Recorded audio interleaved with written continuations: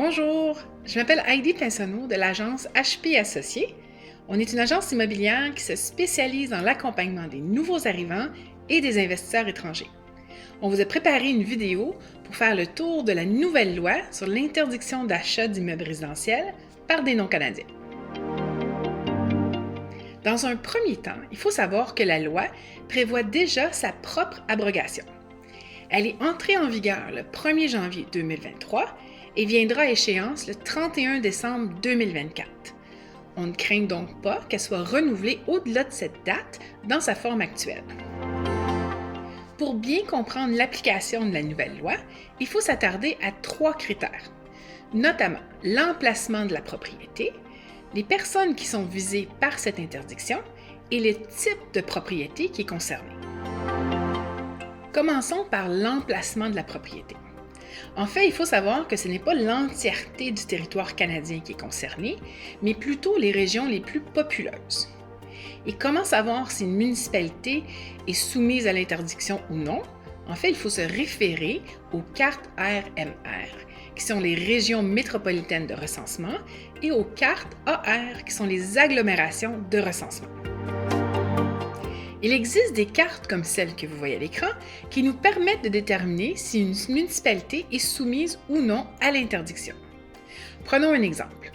Un non-canadien qui désirerait acheter une unifamiliale à Vaudreuil ne pourrait pas le faire. Par contre, pourrait le faire dans la ville voisine de Rigaud parce que celle-ci ne fait pas partie d'une RMR ou d'une AR. Maintenant, qui est concerné par cette nouvelle loi?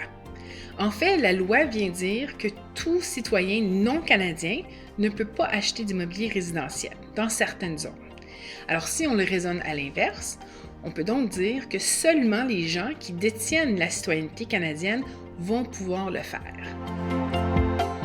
Évidemment, le règlement prévoit des exceptions, notamment pour les personnes autochtones, pour les personnes qui détiennent la résidence permanente au Canada, pour les gens qui viennent avec un statut de diplomate, et pour les réfugiés.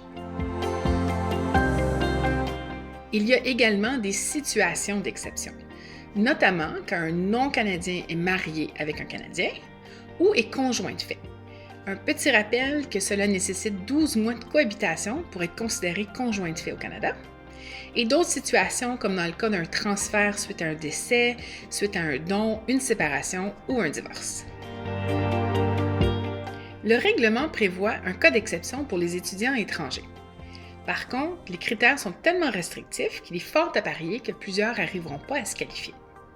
Il faut fréquenter un établissement d'enseignement reconnu. Il faut avoir séjourné au Canada depuis au moins 5 ans et avoir produit des déclarations de revenus durant ces 5 dernières années. Également, il faut avoir été présent au pays 244 jours par année durant les 5 dernières années.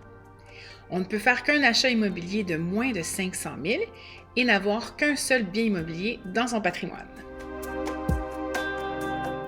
En ce qui concerne les résidents temporaires sur permis de travail, il faut avoir travaillé à temps plein sur 3 des 4 dernières années qu'on a passées au pays et avoir fait 3 déclarations de revenus sur ces 4 années.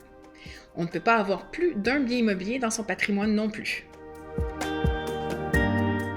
Et qu'en est-il d'une compagnie canadienne dont un des actionnaires est non canadien? Le gouvernement a statué qu'à partir du moment où un non-canadien détient plus de 3% des capitaux propres ou du droit de vote, la compagnie canadienne sera également soumise à l'interdiction. Le troisième aspect à considérer est celui de la propriété qui est visée. Le règlement dit que toute habitation comprenant 3 unités et moins est soumise à l'interdiction. Cela veut dire les copropriétés, les unifamiliales, les maisons en rangée, mais également les duplex et les triplex.